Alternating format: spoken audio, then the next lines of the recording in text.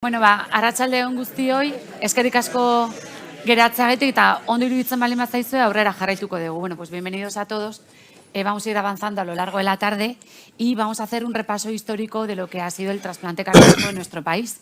Para eso tenemos dos ponentes, el doctor Francesco González Vilches del Hospital Universitario Marqués de Valdecilla y el doctor Gregorio Rábago, cirujano cardíaco de la Clínica Universidad de Navarra, que nos van a hacer un pasado y presente del trasplante y vamos a acabar en qué esperamos o cuál va a ser el futuro. Espero con ansias vuestras preguntas, así que ir cogiendo notas. Cuando quieras, Paco. Gracias. Muchas gracias. En primer lugar, yo quiero agradecer a la Sociedad Vasco-Navarra de Cardiología que haya tenido a bien invitarme y sobre todo para hablar de un tema que este año pues, está muy en boga porque se ha hecho el 40º aniversario del primer trasplante cardíaco que se realizó en España, de la época científica, vamos a decir, porque se hicieron 2 trasplantes cardíacos en 1968 por el Marqués de Villaverde, pero eso no sé por qué nunca los contamos. Yo creo que nos da un poco de vergüenza. Bien, el primero se hizo el 28 de mayo de 1984, lo hizo el doctor Caral en el Hospital de Santa Creu y Sant Pau de Barcelona, luego lo hizo Puerta de Hierro, luego lo hizo la CUN lo hizo Arcas, luego hizo Puerta de Hierro con el doctor Figuera y luego lo hicimos nosotros el 7 de diciembre de 1984, que lo hizo el doctor Gómez Durán, que eran todos super cirujanos, ¿no?, de un nivel altísimo, en el cual también se encontraba en ese grupo, por ejemplo, el padre de Goyo, el doctor Rábago.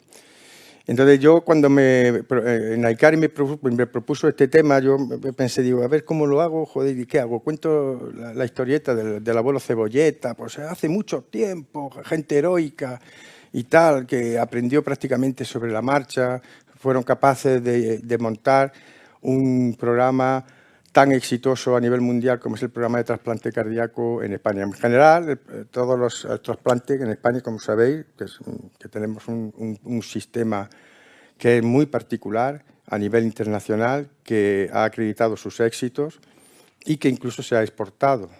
Hay países que directamente nos han copiado, como por ejemplo Croacia. Croacia cuando implantó su programa de trasplante cardíaco, lo que hizo fue directamente coger todos los papeles de la Organización Nacional de Trasplante, traducirlos al croata y ponerlos en marcha. O bien hacer una cosa como más científica, con más datos y demás, y al final me he optado por esto porque yo creo que a la audiencia, a vosotros lo que interesa son los datos, no las historias del viejo Cebolleta, ¿no? Quiero decir que, bueno, pues todos rendimos culto a nuestros antepasados, pero lo que nos interesa es saber qué hemos hecho, cómo lo hemos hecho y dónde estamos ahora, para que luego Gregorio nos cuente a dónde vamos. Esta es la diapositiva resumen de todo lo que se ha hecho trasplante cardíaco, todos los procedimientos realizados en España, desde el primer trasplante de mayo de 1984 hasta 31 de diciembre de 2023, que es donde tenemos los datos más actualizados. Y como veis son 10.000, bueno, 9.998, este año ya vamos a superar los 10.000. Aproximadamente un 10%, un 8-10% son de pacientes pediátricos, es decir, trasplante cardíaco realizado en receptores de menos de 18 años de edad en el momento del trasplante. Y un 25% son de gente ya que podemos considerar mayor, de más de 60 años. Bien, 40 años dan para mucho, ya tenemos la opción de tener una mirada retrospectiva y ver, parafraseando al grupo de presuntos implicados, pues cómo hemos cambiado desde entonces. Aquí, por la edad media de la edad, no me miréis así, era un grupo que era muy bueno en su época, ¿eh? Tenemos una canción muy bonita que a mí me gustaba mucho, por favor, abstenerse, no lo busquéis en YouTube, abstenerse aficionado al reggaetón, porque no es de reggaetón, ¿vale? Pero es una canción entrañable y que expresa, que es lo que yo siento algunas veces cuando yo me pongo a revisar todos los datos del registro, porque como sabéis yo soy director del registro, si no sabéis ya lo he dicho, y entonces por iniciativa propia o por iniciativa de los compañeros me pongo a revisar todos los datos de 40 años y realmente es para cantar la canción, cómo hemos cambiado. Vaya, esto, ¿qué pasa aquí? Aquí, no, espérate un momento, que quiero darle aquí, esto es aquí, vale. Bueno, bien, vamos a empezar por lo más básico. las grandes transformaciones, lo más importante es, por ejemplo, como veis, un aumento muy llamativo en la edad del donante.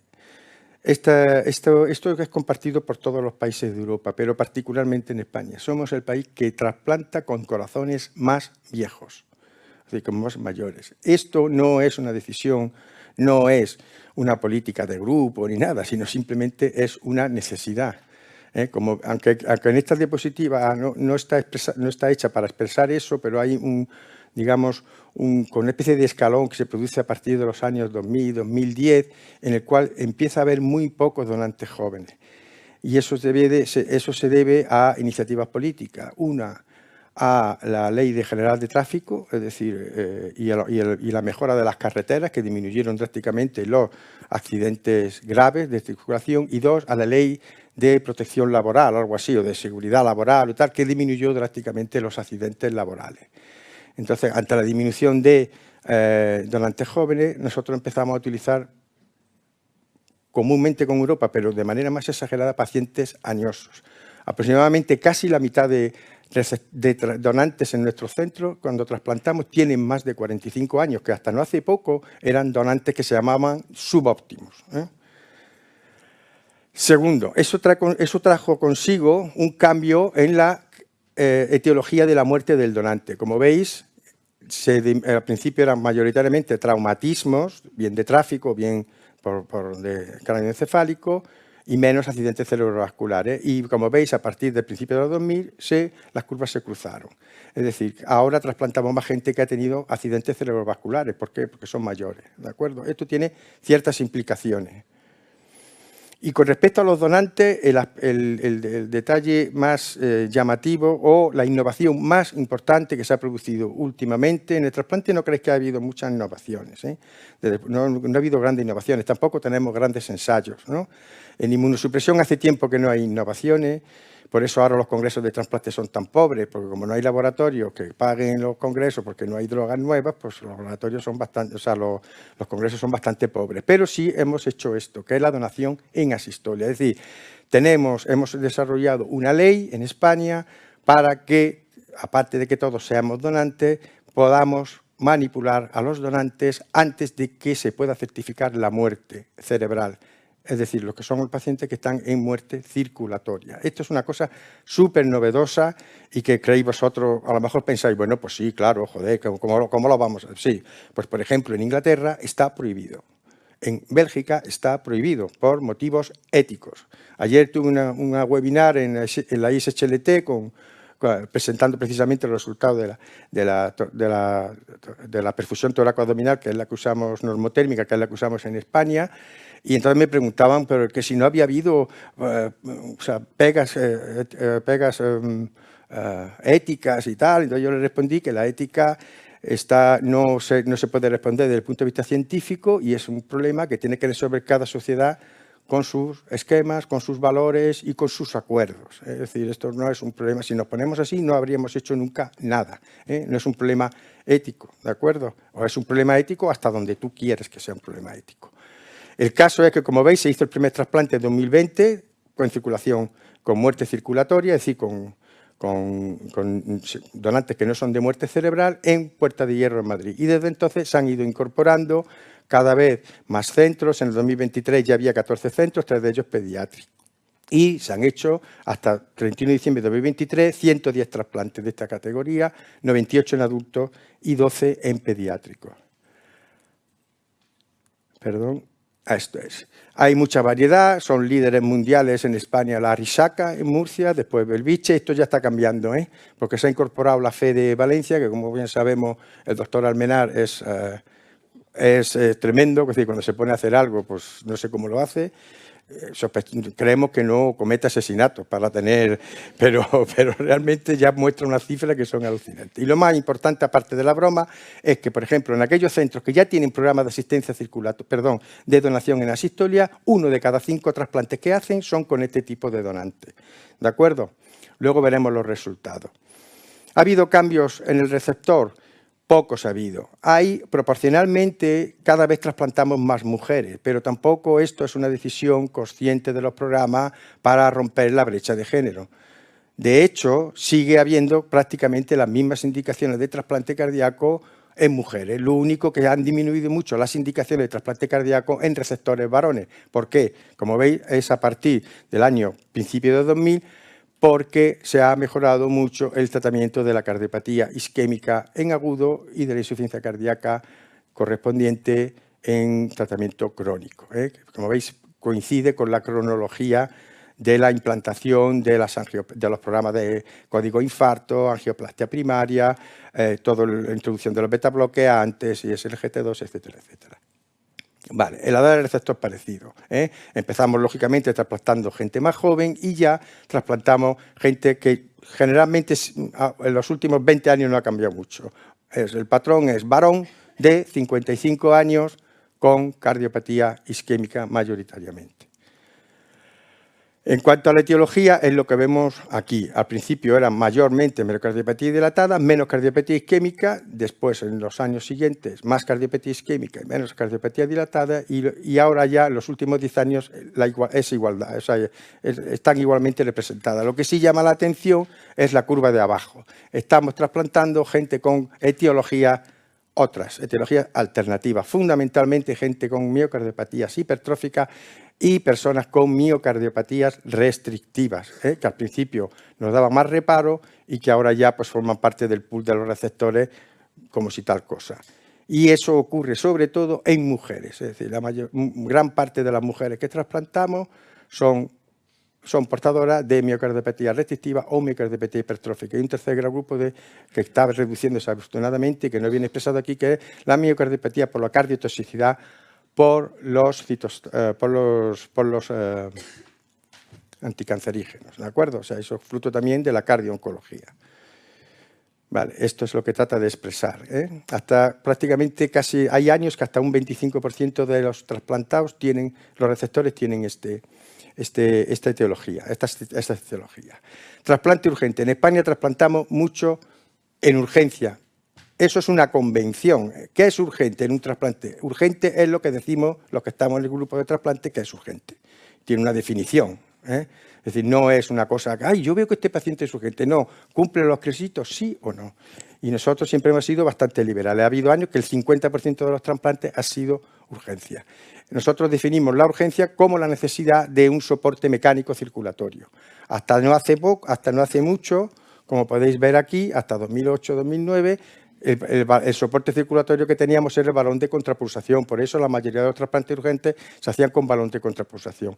A partir de este año, 2010, ya empezaron los programas, se fueron incorporando cada vez más programas de trasplante a los programas de asistencia circulatoria y entonces empezaron a aumentar aquellos receptores que estaban asistidos con dispositivos de asistencia ventricular y sobre todo con ECMO. Eso es. Esto es desde 2010. Los trasplantes urgentes que llegan casi al 50%, cae radicalmente el balón de contrapulsación y sube la ECMO y sobre todo suben los dispositivos de asistencia ventricular, generalmente de corta, generalmente de marca Levitronics, ¿vale? Aunque eso también está cambiando ya. Nosotros, por ejemplo, estamos haciendo cada vez más asistencia biventricular con Impela 5.5 y Protect Duo. Esto es un comentario que le hago aquí al doctor Goyo, que sé que le gustan las innovaciones, ¿de acuerdo? Y ha caído el balón. ¿Por qué ha caído el balón? Porque lo hemos quitado como requisito para meter en trasplante urgente y, por tanto, lógicamente, desaparece el balón. Vale. Ha cambiado la condición pretrasplante. Hemos trasplantado cada vez más con ventilación, pacientes con ventilación mecánica, aunque, como veis, a partir de 2020 por ahí, esta proporción ha caído bruscamente. ¿Y por qué ha caído bruscamente? Porque hemos insistido en todos los análisis del registro español que la ventilación mecánica, el paciente que se trasplanta en ventilación mecánica, es el paciente de más riesgo. Es lo que mayor hazard ratio, con mayor riesgo, o sea, el hazard ratio más alta de todos los parámetros que influyen en la supervivencia. Conclusión, si tú no puedes extubar un paciente por sus características clínicas, por su situación hemodinámica, su situación clínica, no lo trasplantes, porque va a ir mal seguro. Entonces nosotros, por ejemplo, en Valdecilla ya hace unos 10 años, que no hemos trasplantado ni un solo paciente intubado. Y eso lo podemos hacer porque Primero, tenemos los dispositivos de soporte circulatorio que nos permite recuperar al paciente, de tal manera que entra al quirófano, como diría nuestro compañero el doctor Nistal, empujando el carrito del Impela. Ese es el secreto del trasplante urgente, que el paciente entre recuperado a quirófano. Si no puedes recuperar un paciente con asistencia ventricular, tampoco lo puedes trasplantar. El trasplante cardíaco no es un tratamiento de la insuficiencia cardíaca aguda refractaria intratable de cualquier otra manera, ¿de acuerdo? Eso ya hoy se lo dejamos a la asistencia ventricular. Lógicamente, pacientes muy manipulados, pacientes con más infecciones.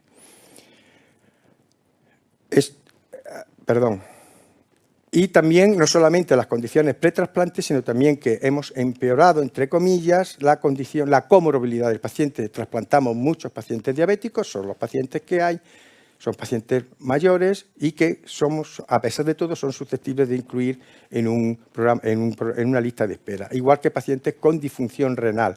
Esto no quiere decir que estén en diálisis, ¿de acuerdo? La disfunción renal, en la definición del registro, es creatinina mayor de 2 miligramos de decilitro.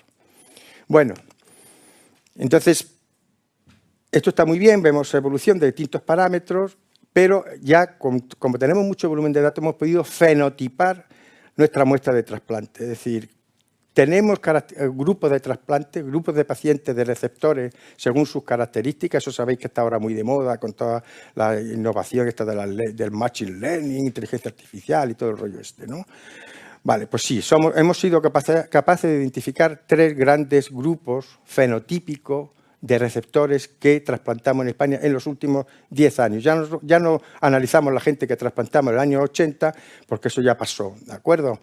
Entonces, ya hemos identificado que en la actualidad trasplantamos 3 grandes grupos de pacientes. El grupo 1, grupo 2, grupo 3. Grupo 1, mayoritariamente pacientes relativamente jóvenes con sobrerepresentación de mujeres con etiologías alternativas que tienen muy poca comorbilidad y que llegan al trasplante en muy buen estado preoperatorio, es decir, sin asistencia ventricular, con buena función renal, etcétera, etcétera. La clase 2 es la clase más típica, es la segunda más frecuente, es el típico paciente en trasplante cardíaco electivo, generalmente varón, con cardiopatía isquémica, con edad más avanzada, entre 55 y 60 años, que tiene una carga de comorbilidad no despreciable pero que llega al quirófano andando, vamos a decir así, ¿de acuerdo? Es decir, no llega en mal estado. Y el grupo 3, que son los trasplantes urgentes, que son trasplantes también mayoritariamente hombres, también de una edad relativamente avanzada, no tanto como el clase 2, que tienen una comorbilidad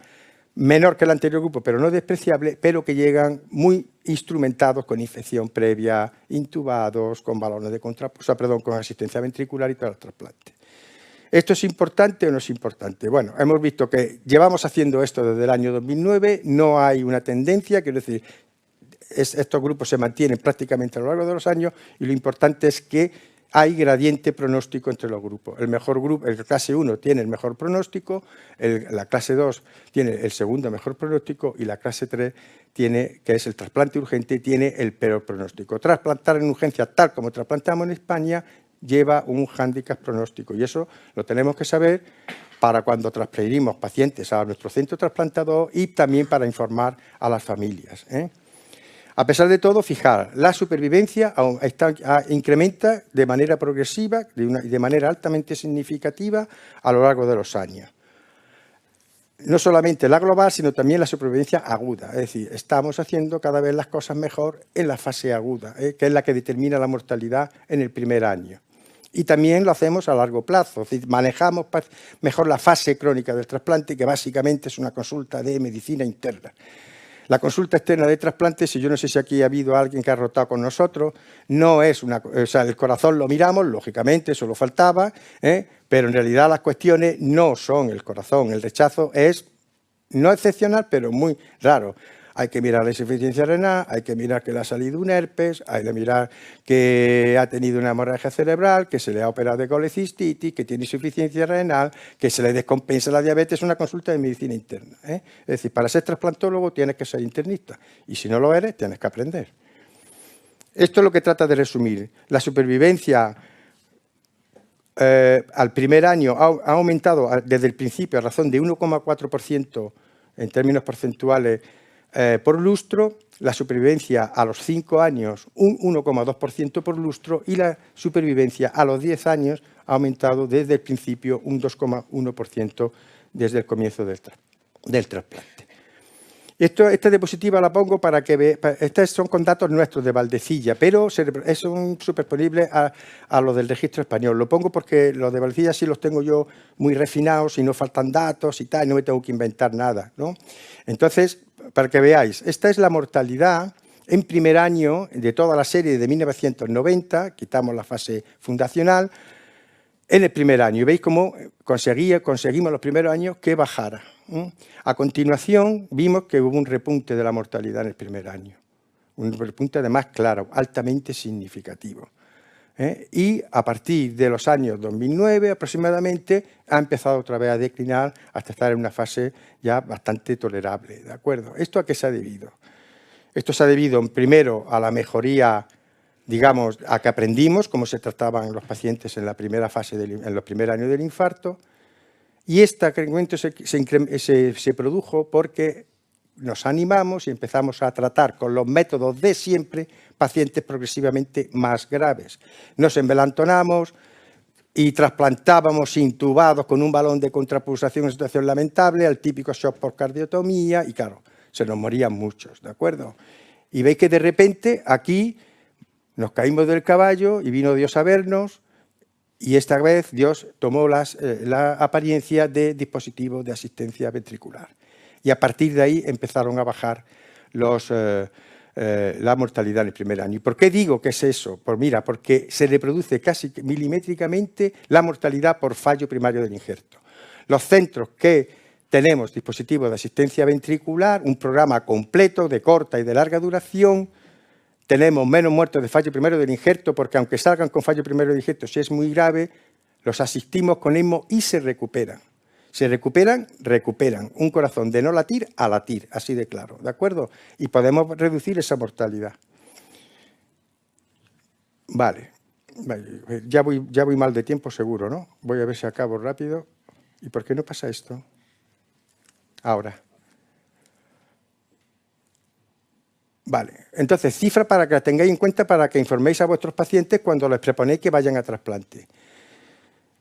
De 2014 a 2003, época contemporánea, le podéis decir, mire, usted tiene una probabilidad de sobrevivir, si se trasplanta en España, si se va a la Clínica Mayo, si se va a Mount Sinai, ya no lo sé, ¿de acuerdo? Pero en España, usted el 81%, el primer año. A los 2 años el 78% y a los 5 años tiene usted una probabilidad de supervivencia del 73%. Actualmente hay en España 111 pacientes trasplantados vivos con más de 85 años de edad. 111, contaos. Eso, si queréis animar al paciente que se trasplante, le contáis eso. Si le queréis dar una información más veraz, le tenéis que decir esto.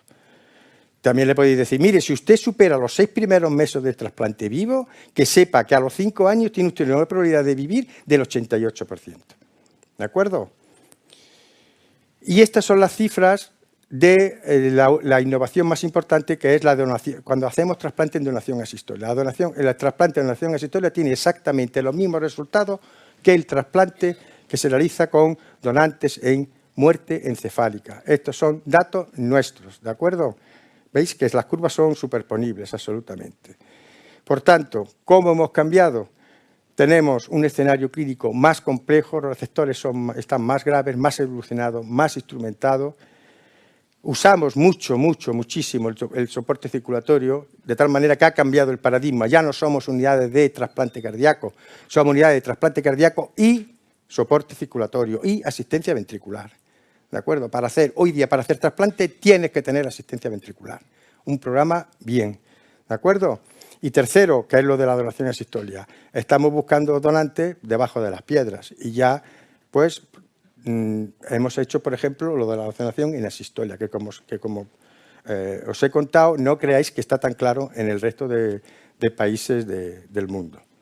Y bien, eso es todo. Muchas gracias.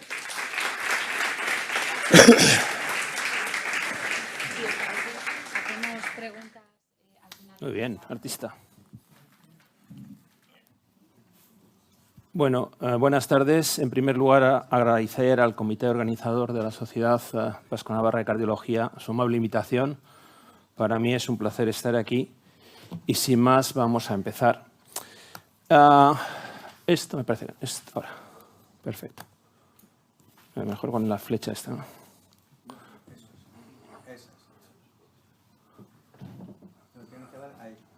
Esta, ¿no? No, es que hay que sacar esta. Hay que sacarla, ¿no?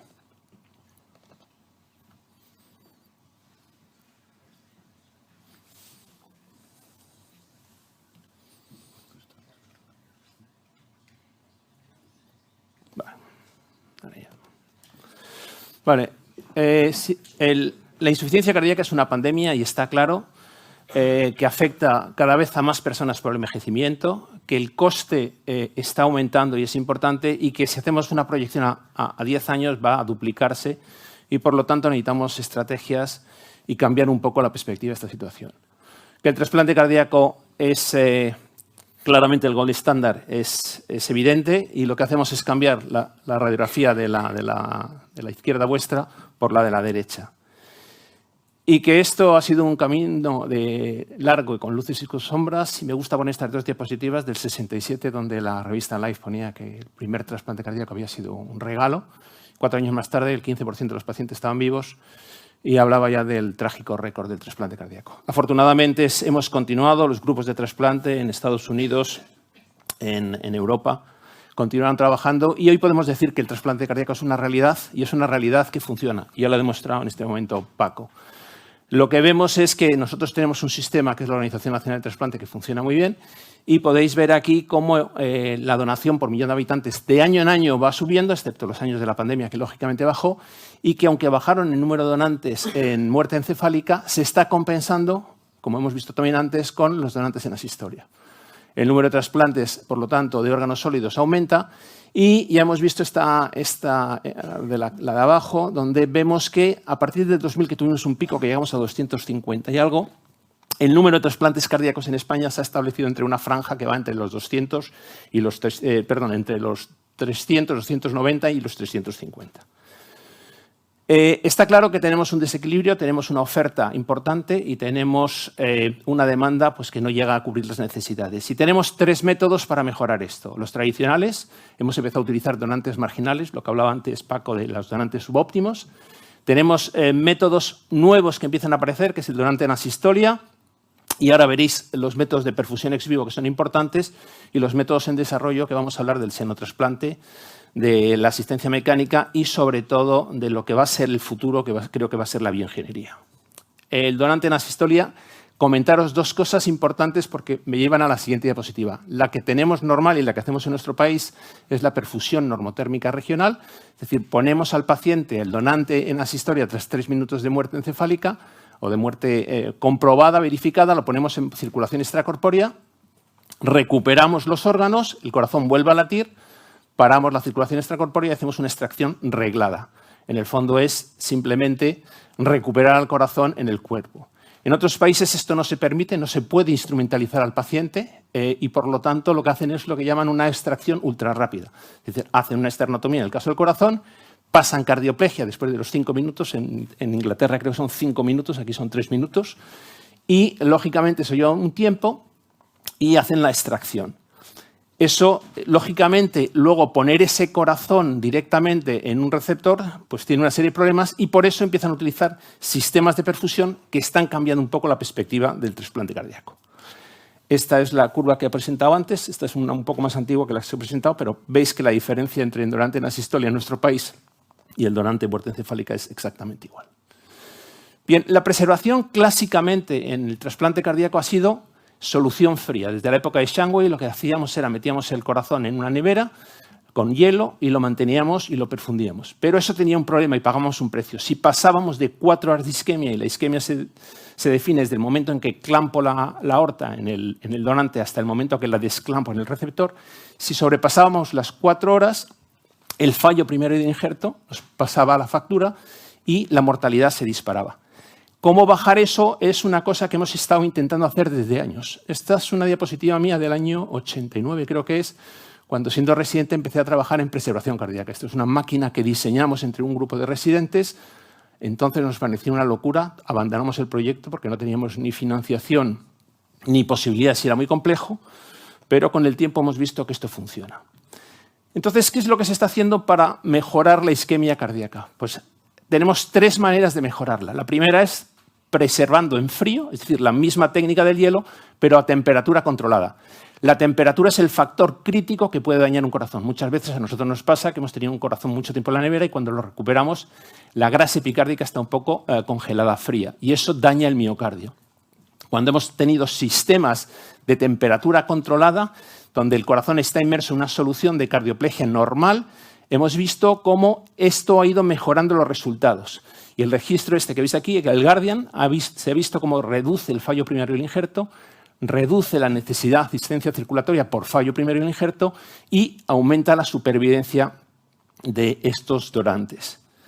Es más, ya se franquea la barrera de las 4 horas y aunque los resultados a partir de las 4 horas con estos dispositivos nuevos todavía no son perfectos, pero vemos cómo con respecto a la curva natural de la isquemia en hielo va mejorando mucho y por lo tanto podemos empezar a pensar en que podemos alargar este tiempo de isquemia con resultados realmente satisfactorios. Pero es que tenemos nuevos aparatos. Estos son los nuevos dispositivos. Este es el XVIVO HeartBox. Es un dispositivo que tendremos dentro de poco en Europa. Va a tener dentro de poco la marca CE. Y ya son sistemas de preservación a temperatura controlada en perfusión continua con un flujo constante y una presión constante en donde mezclamos una solución de preservación con sangre, con un hematocrito que va a estar alrededor del 15%. Bueno, pues estos dispositivos se están utilizando sobre todo en sitios donde los donantes y los hospitales de trasplante están muy lejos, como es en Australia y en Nueva Zelanda. Y este es el estudio HOPE, en donde veis abajo en línea roja el número de donantes que se han utilizado con este tipo de técnica y cómo la supervivencia se ha mantenido con una supervivencia prácticamente del 100% y en azul veis reflejada la curva normal de la Sociedad Internacional de Trasplante, donde a partir de las 4 horas el tiempo de isquemia aumenta y la mortalidad, por tanto, aumenta. Es decir, ya tenemos un dispositivo que nos va a permitir mejorar la isquemia de estos pacientes y la supervivencia. Es más, recientemente el grupo donde yo me formé, que es la PTA, hizo una preservación de 12 horas con un transporte en avión comercial de un corazón desde, creo que fue la Martinica, hasta París, donde se realizó el trasplante. Es decir, ya hemos avanzado un paso más.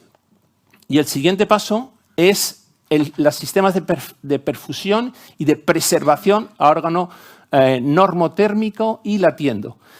¿Esto quién lo está desarrollando? ¿Os acordáis de lo que hablaba antes de los equipos de extracción ultra rápida? Bueno, estos dispositivos nos permiten colocar el corazón aquí, perfundirlo con sangre, con una solución de preservación y hacemos que el corazón lata. Cuando está latiendo, somos capaces de analizar su función, su ritmo y también una serie de parámetros como es el lactato y, por lo tanto, vamos a ser capaces de evaluar este corazón, de posiblemente recuperarlo, y luego veréis lo que se está haciendo en este momento, y a partir de ahí trasplantar el corazón en unas condiciones estables. Lo que estáis viendo ahora es que estamos aumentando el tiempo de isquemia. En cirugía cardíaca las 4 horas ha sido nuestro límite, es lo que más nos ha controlado y nos ha impedido evolucionar. Pero a partir de estos dispositivos estamos franqueando esas 4 horas y posiblemente lleguemos muy lejos. Incluso en Estados Unidos el modelo está cambiando. Algo que yo jamás pensé que ocurriría es que en trasplante el que trasplanta extrae, pero ya en Estados Unidos empieza a haber equipos de extracción multinacional o multiestado en este caso en Estados Unidos. Y hay 2 grupos, uno que depende del NHS y otro que es una compañía privada que se llama Procure y que la fundó, entre otros, un cirujano que se llama Barley Griffith. Entonces, este cirujano luego veréis que aparece también en otra serie de diapositivas porque está muy implicado con este tipo de modelo. Pero es más, hay compañías privadas, como la primera que es Lung Bioengineering, y luego hay otra compañía que es United Therapeutics, que pertenece a Lung Bioengineering pertenece a United Therapeutics, y todo esto está fundado por una persona que se llama Martin Rotbland. Luego hablaremos también de ella. ¿Por qué estoy hablando de esto? Porque el paradigma de la extracción está cambiando. ¿Qué están haciendo en trasplante de pulmón? Imaginaos que hay un donante en una ciudad y el equipo implantador está en otra ciudad, pero el donante no es óptimo. O sea, consideran que los criterios de donación no son óptimos. Llaman a un equipo que está afincado en otra ciudad, donde desplaza un equipo para hacer la extracción, analizan el pulmón y si el pulmón no es válido, lo llevan a sus dependencias, lo ponen en una máquina de preservación especial donde lo ventilan, lo analizan durante 6 horas, hacen biopsias, hacen broncoscopia, en el caso del pulmón, lo recuperan, lo reanalizan y una vez que el órgano es válido, si es válido, lo envían al equipo que va a realizar el trasplante pulmonar. Es decir, estamos reacondicionando órganos que en principio no serían válidos para trasplante. Esto se está haciendo en trasplante pulmonar y hay una experiencia muy larga y posiblemente se empiece en trasplante cardíaco. Estamos dando un paso más en la asistencia. Vamos a cambiar un poco del chip. En este momento todos sabéis que este es el algoritmo de la insuficiencia cardíaca como puente, bien sea a la decisión, al trasplante o a la terapia de destino. Y la asistencia ventricular sería el reemplazo mecánico en el caso de que no tengamos corazones. Voy a ir muy rápido. Hay 3 estudios fundamentales que han cambiado un poco la visión de la asistencia mecánica. Es el estudio REMATCH en el año 2000, donde se demostró que la asistencia ventricular era superior al tratamiento médico convencional. No lo compararon con el trasplante porque no era comparable en ese momento. El siguiente estudio, en este estudio se utilizaron dispositivos pulsátiles porque emulaban al latido cardíaco. El siguiente estudio, que es el de Trial, lo que se hace es comparar 2 tipos de asistencia, pulsátil frente a flujo continuo, axial, verdaderamente. Y ya vemos cómo la pulsatilidad pierde fuerza en la supervivencia frente al flujo continuo. ¿Por qué? Porque son aparatos más pequeños, más fáciles de controlar, más fáciles de implantar y con menos riesgos. Y el siguiente paso que se da es cuando cambiamos de un flujo axial a un flujo centrífugo, que son los dispositivos que usamos ahora. Fijaros cómo la supervivencia con el HeartMate 3, que son los dispositivos que estamos utilizando en este momento, mejora. Y si recordáis las diapositivas del doctor Vilches y los resultados a 6 meses, empiezan a aparecerse los dispositivos de asistencia ventricular a los resultados del trasplante cardíaco. No son iguales, pero empiezan a aparecerse. En el fondo hemos evolucionado de dispositivos complejos, pesados y con flujo pulsátil a dispositivos pequeños, fáciles de implantar y de flujo centrífugo. Y esto ha hecho que en Estados Unidos, en este momento, el número de dispositivos que se ponen para asistencia ventricular empiece a ser por millón de habitantes similar. Creo que en Estados Unidos está alrededor de 8 por millón de habitantes y aquí estamos ya en 7,5 dispositivos implantados, la mayoría de estos como terapia de destino, es decir, pacientes que se les pone de forma definitiva y estamos viendo cómo esto va aumentando. Si nos vamos al registro europeo, que son datos un poco más nuestros, vemos cómo esto todavía no se ha publicado, se va a publicar, creo, saldrá dentro de poco, como en azul estamos aumentando el número de dispositivos como terapia de destino. Es decir, que esto poco a poco va creciendo y este es el futuro. Indiscutiblemente tenemos efectos adversos, tenemos complicaciones. También las tuvimos en el trasplante. Como habéis visto antes, aprendimos a manejarla, con la experiencia han ido disminuyendo y los resultados en este momento empiezan a ser muy similares a los del trasplante cardíaco. En nuestro país, que se empezó con la asistencia ventricular relativamente tarde, hemos ido poco a poco aumentando y veis que en los últimos años se están implantando alrededor de 75. Este año creo que se van a llegar o se intenta llegar a los 100, que sería 1/3 del número de dispositivos que se pondrían con respecto a los trasplantes, asumiendo 300 al año, más o menos. Y cada vez se implantan más como terapia de destino. Aquí veis como el año pasado se implantaron el 65% como terapia de destino, es decir, dispositivos que van a permanecer de forma permanente en el paciente, y este año, con el número que llevamos, que eran 60 y tantos, el 67% es terapia de destino. ¿Cuál es la asistencia mecánica del futuro? Pues no la tenemos, pero aparecerán más pequeños, sin cables, sin anticoagulación, baterías de larga duración, implantables por cirugía mínimamente invasiva, que sean inteligentes, que se adapten, que tengan información del medio interno, etcétera, que tengamos una asistencia remota y que el coste sea menor. Esto es lo que tenemos en este momento. Que veis arriba es el HeartMate 3, es el único que está disponible en este momento en Europa. no hay ningún otro, no tiene competidor. El que había el hardware lo dejaron de hacerlo. Y el que veis abajo es un modelo parecido, es un modelo chino, que ya se está probando, se está haciendo un ensayo en Europa, y este es un modelo que yo creo que dentro de poco lo tendremos. Será muy bueno porque empezará a haber competición y eso hará que desarrollemos nuevos modelos. Pero fijaros, este es un modelo que se está probando, este está en Burdeos. Es un dispositivo muy fino que se coloca por la punta del ventrículo izquierdo. Todo ya es implantable. El controlador, las baterías y un sistema de recarga subtranscutáneo para que no haya ningún cable, que es el famoso driveline, para que no haya ningún problema con esto. Bueno, este modelo, que es actual y que todavía no se está implantando, tenía su copia en el año 2000. Esta es una fotografía mía del año 2000, donde ya se empezaban a implantar. Se tenía esta idea, pero la tecnología que teníamos hace 20 años no es ni de lejos la que tenemos hoy en día. Simplemente para que lo veáis. Y hay otros dispositivos como este, que es el CoreWave, que ya intenta emular un poco. Es un sistema de levitación con una membrana que va a intentar emular al latido cardíaco con bombas de flujo más o menos centrífugo. Bien, y la tercera parte que quería hablar es, si no tenemos un corazón artificial, si aunque el tiempo isquemia lo estemos aumentando, pero podamos recuperar órganos, pero no tenemos suficientes donantes, ¿qué opción tenemos? Bueno, pues está el xenotrasplante. El xenotrasplante es la sustitución biológica del corazón por un corazón de animal. En contra de lo que muchos creen, esto se hizo ya hace muchos años. Incluso el primero que se hizo antes del primer trasplante cardíaco. El primer trasplante cardíaco en el mundo fue en el año 67. Y en el año 64, James Hardy trasplantó el corazón de un chimpancé a un paciente que tenía con una estenosis aórtica que no encontraba ningún receptor disponible.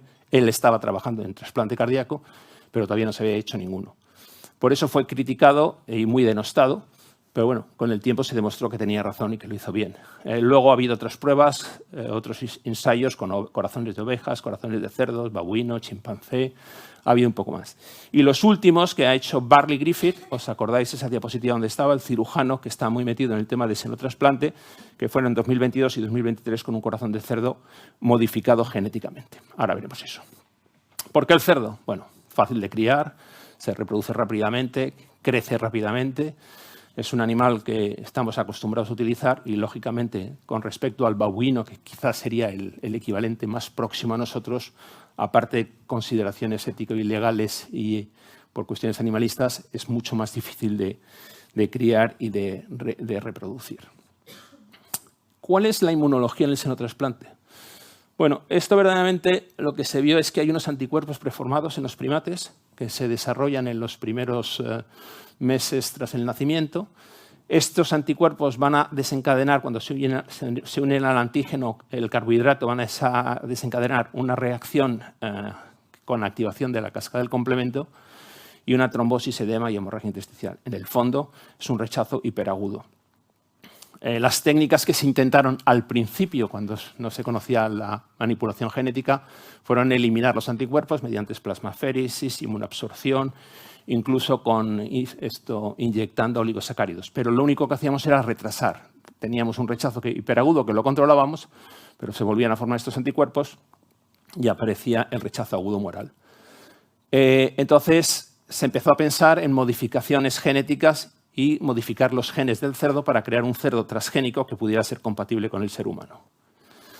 Entonces, estos un poco son los cuatro hitos en el xenotrasplante. En el año 90, Cooper describe el antígeno que desencadena la respuesta inmunitaria. 10 años más tarde, se descubre los retrovirus endógenos del cerdo y esto paraliza el xenotrasplante durante mucho tiempo. En 2014, Mujahedin, en el National Heart Institute, que trabaja junto con Bartley Griffith, descubren o modifican dos genes, el C46 y la trombomodulina, y en el 2017, gracias a las técnicas de CRISPR, que es de cortado y pegado de genes, se consiguen activar el GEMPER. Y a partir de ahí, digamos que se relanza los programas de xenotrasplante. Para que veáis un poco a nivel experimental, en la primera etapa la supervivencia era de 99 días, en la segunda etapa ya llegábamos casi a los 200 días y en la tercera etapa, con todas las modificaciones que hemos visto, se llegaba a los 2 años. Con lo cual, poco a poco hemos ido mejorando. Desde el punto de vista quirúrgico, el corazón del cerdo es muy, muy parecido el que haya trabajado en experimental sabe que es muy parecido al hombre, tiene unas consideraciones anatómicas importantes en cuanto a la posición, a la forma, pero lo más importante es que es muy, muy sensible a la isquemia. Y esto hace que necesitemos dispositivos de perfusión para protegerlo durante el tiempo de isquemia y podamos trasplantarlo con éxito. Es mucho más sensible a la isquemia que el corazón humano. Y una cosa que me llamó a mí la atención es que, claro, el corazón de un cerdo crece. Y entonces, si crece, pues si lo pones así de este tamaño y empieza a crecer, pues al final termina produciendo una cardiopatía constrictiva o restrictiva. Y lo que hubo que hacer es modificar un gen del crecimiento en el cerdo para conseguir que este corazón no creciera y pudiera ser compatible a largo plazo en el receptor que se ponía. Vuelvo a esta diapositiva. Entonces, hay una compañía en Estados Unidos que se llama Revivicor, que está situado en Virginia, que se funda en 2003 a través de PPL Therapeutic. ¿Os acordáis de la oveja de Dolly, la oveja Dolly? Pues esta compañía es comprada por Revivicor y Revivicor es comprada por United Therapeutic. ¿Por qué cuento todo esto? Porque esta persona, que es Martin Rodbland, es la persona que desarrolla toda esta compañía y que en la actualidad se dedica a manufacturar órganos, a impresión 3D de órganos, y eso todavía está en pañales, a decelularizar y recelularizar órganos y a reacondicionar. ¿Os acordáis lo que os dije antes de esos órganos de pulmón? Lo que hacen es cogen estos órganos y los reacondicionan para esto. Y toda esta tecnología está en manos de esta compañía porque uno de los hijos de esta señora tenía una enfermedad de hipertensión pulmonar al nacimiento y ella era ingeniera de satélites y decidió cambiar su vida para investigar en la hipertensión pulmonar y desarrollar toda esta tecnología. Os aconsejo que os leáis la historia de esta señora porque es espectacular. Estos son los dos primeros casos en la Universidad de Maryland que han trabajado con la compañía Revivicor y los hizo el doctor Barney Griffith. Este fue el primer caso que hubo. Tuvo muchas complicaciones porque era un caso muy complicado, se había desestimado para trasplante cardíaco y vivió solo 60 días. Y murió por un citomegalovirus porcino. Una de las causas de muerte más típicas en el trasplante humano es la infección por citomegalovirus. Y este es el segundo caso que se hizo el año pasado y que vivió 43 días y murió de leucopenia. ¿Por qué leucopenia? Porque el tratamiento inmunosupresor que hay que utilizar en estos pacientes es 10 veces más potente que el que utilizamos normalmente en un paciente trasplantado cardíaco. Con lo cual es eso. Luego hay unos aspectos éticos que Martin Rodbland escribió un libro que también os aconsejo que leáis, Your Life or Mine, sobre todas las consideraciones éticas. Y luego hay unas consideraciones económicas. Es decir, esta compañía se calcula que el mundo del trasplante abrirá un mercado de 6.000 millones de dólares, que el 60% corresponderá al consumo de fármacos inmunosupresores, es decir, van a haber nuevos fármacos. De hecho, esta compañía ha desarrollado ya 3 fármacos y está siendo desarrollada fundamentalmente por compañías privadas. Y se calcula que el órgano, el cerdo transgénico, vale 200.000 euros. Bien, para acabar, expandir el número de donantes es una realidad, donantes límites, donantes en muerte en asistolia y dispositivos de preservación nuevos. Tendremos posiblemente más donantes porque podremos ir más lejos a buscarlos, con mayor tiempo de isquemia y podremos adaptarlos. Mi sueño es poder hacer un trasplante programado a las 8 de la mañana y no como el otro día a las 8 de la noche y acabar a las 7 de la mañana. La asistencia mecánica es la realidad, es lo que tenemos, es tangible, funciona. En terapia de destino en no candidatos a trasplante cardíaco. Hay un coste-eficacia que en la actualidad está muy equilibrado. Tenemos complicaciones, como tuvimos también con el trasplante, pero hemos aprendido a manejarlas y a solucionarlas. El xenotrasplante yo creo que ha llegado para quedarse. Si conseguimos modificar genéticamente muchos más genes, creo que en el último cerdo que se implantó se modificaron, creo que fueron 11 genes. Y se están intentando modificar más genes. Lógicamente, debe asegurar la seguridad de los órganos producidos mediante modificaciones genéticas, la zoonosis y, bueno, el coste, como he dicho antes, pues que es importante. El futuro, yo creo que la asistencia ya es una realidad hoy en día. Yo creo que reacondicionar órganos y mejorarlos a medio plazo es una realidad y ya lo estamos viendo en el pulmón. Espero que pronto lo veamos en el corazón. Y el xenotrasplante yo creo que es una realidad todavía que le queda mucho tiempo, pero que llegará. Entonces, el futuro en el tratamiento de insuficiencia cardíaca se centra en alternativas, a mi modo de ver, revolucionarias al trasplante cardíaco, como dispositivos, asistencia, corazones artificiales, terapias de medicinas regenerativas, xenotrasplantes, etc. Que en el fondo lo que intentamos es mejorar tanto la calidad como la esperanza de vida de estos pacientes. Muchas gracias.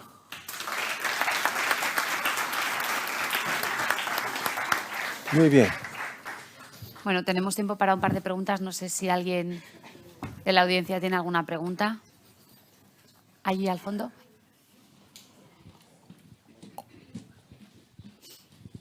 ¿Qué tal?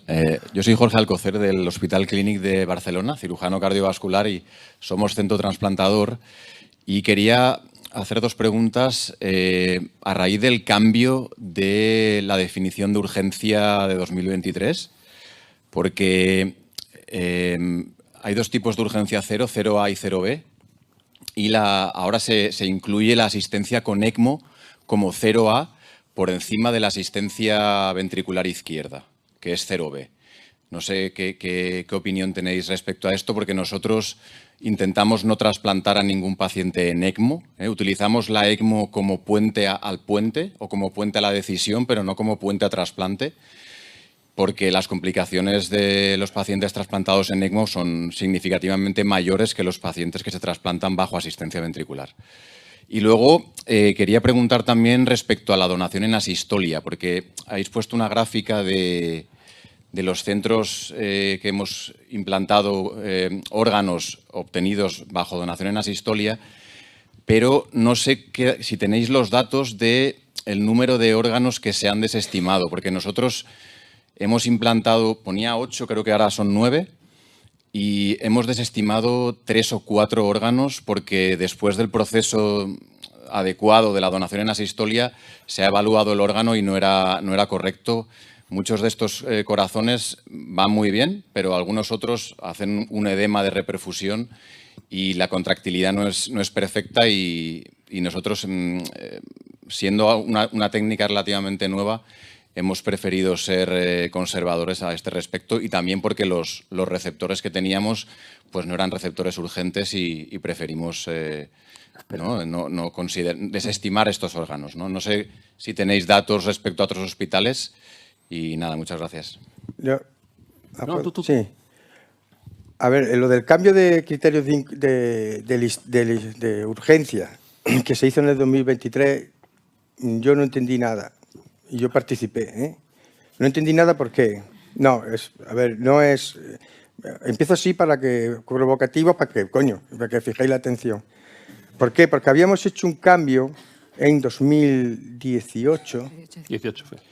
Y entonces, yo me encargué de analizar los datos, por eso lo conozco bien. Yo analicé los datos y con ese cambio habíamos conseguido disminuir la lista de espera, disminuir la mortalidad, la mortalidad en lista de espera, no. La mortalidad en lista de espera, pero no disminuyó la mortalidad tras la asistencia. Perdón, y mantener las cifras de supervivencia después del trasplante, ¿no? Así que habíamos trasplantado más, o sea, más porcentaje de pacientes trasplantados.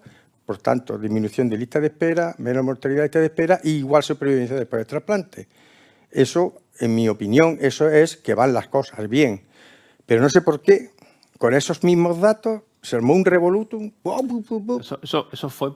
Sí, y entonces pasamos de un sistema simple, que eran, complejo, como tú lo conoces bien, que era tres como le llaman, como 3 peers, o sea, 3 estadios, vamos a decir así, a uno como de 5 o 6 estadios, 0A, 0B, y se mete la ECMO por encima de los dispositivos de asistencia de corta.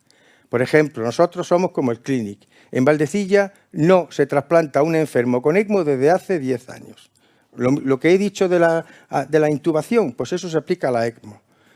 Nosotros, si con un ECMO no podemos estabilizar el paciente, o sea, lo que hacemos es, si no podemos destetar, lo que hacemos un upgrade a dispositivos de asistencia ventricular, uni o biventricular, generalmente biventricular, actualmente los últimos casos con Impella 5.5 y Protect Duo, con un Levitronics, con el Protect Duo, y así es porque es la única manera de que el paciente vaya bien al trasplante, por lo menos en nuestra experiencia, y yo supongo que cuando vosotros lo hacéis es porque tenéis la misma experiencia, ¿o no? Sí. Y sin embargo, el ECMO ahora está en 0A, es decir, tiene prevalencia sobre todo. Se supone, porque eso también es cierto, es que tú no puedes, meter en lista de espera de trasplante si no cumple el famoso SOFA y tal, no sé qué, que tienes que actualizar a los 10 días. Bien, Pero a mí, o sea, yo creo, eso, de todas maneras, esto es hablar por hablar, porque como vamos a tener los datos, los vamos a analizar, igual que hicimos con los otros, y ya vamos a ver. Por de pronto, lo que sí se ha visto es que una preocupación que tenía la ONT, que es que hacíamos muchos trasplantes urgentes y que sabemos que los trasplantes urgentes van peores, habíamos conseguido reducirlos de un 50 a un 38%, y desde este año, eso sí te lo puedo adelantar ya, están aumentando los trasplantes urgentes. Claro. Lógicamente, pues de cajón, si tú aumentas, digamos, las situaciones en las que vas a trasplantar urgente, aumenta el trasplante urgente. Y no sé por qué motivo, eso que nos preocupaba tanto hace 4 años, pues ahora parece que no nos preocupa. A ver, Paco. O sea, esto yo ya sé que Gregorio va a estar en contra mía, pues como siempre, pero sí, que ya sé que hay motivos, etcétera, pero yo estoy contigo, yo no lo he entendido muy bien. Lo de...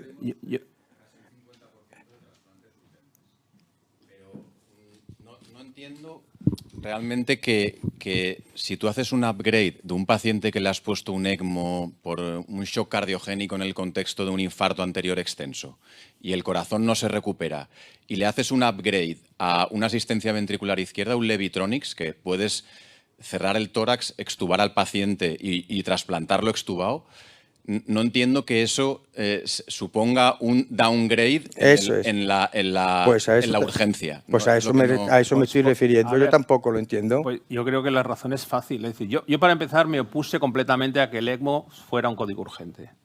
Y lo he mantenido, y tú me has conocido en las reuniones de trasplante cuando iba, que ahora ya no voy.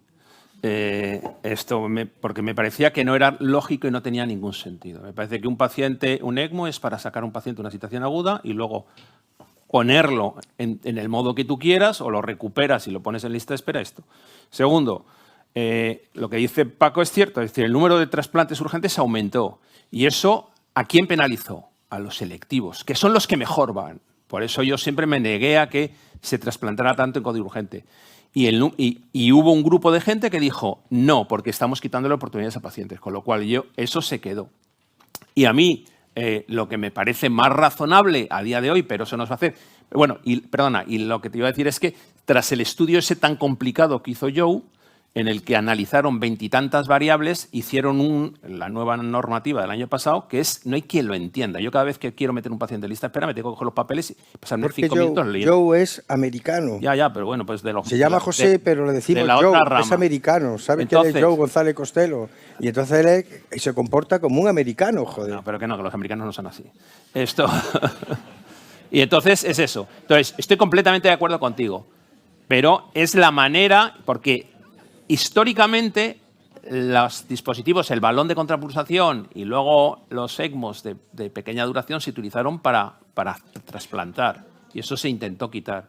Pero vamos, yo estoy completamente de acuerdo contigo. No tiene ningún sentido lo que se está haciendo. Luego también creo que es una forma de inducir a que pacientes que están en una situación limítrofe se les pone un ECMO femorofemoral y ese paciente ya tiene prioridad sobre... entonces, estoy completamente digamos, de acuerdo. incentiva un poco el mal uso de este dispositivo. Como sigamos hablando, aquí que no hay mucha gente que se dedica a trasplante, vamos a quedar como unos gásteres.